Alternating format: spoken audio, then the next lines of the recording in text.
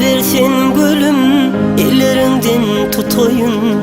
Güllerimi seyredip sana seveyim aydayın. Ömrümü bağlayın gülüm sen ömrüme.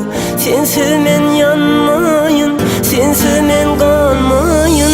Ruhsat versin gülüm, ellerinden tutayın. Güllerimi seyredip sana seveyim aydayın. Ömrümü bağlayın gülüm sen ömrüme. Sensiz men kalmayın, sensiz men yanmayın. Ey güllerim mavi, alın sen akıl hoşu. Sesleney uzaklardan, eşteyin o adını. Yar güllerim mavi, alın sen akıl hoşu. Sesleney uzaklardan, eşteyin o adını.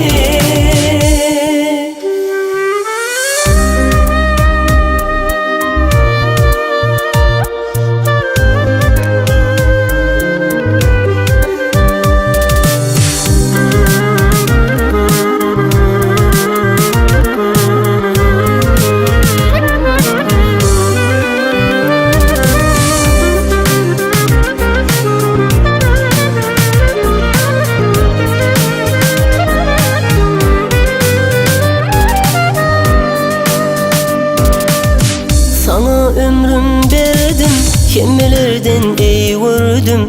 Uçtum yar asmana, gele gülüm yanıma. Ömrümü bağlayın gülüm sen ömrüme. Sensiz men yanmayın, sensiz men kalmayın. Ey güllerim mavi, alın sen akıl hoşu.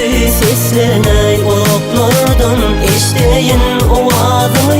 Yar gözlerim mavi, alın sen akıl hoşu. Sesleney uzaklardan, eşteyin o adını.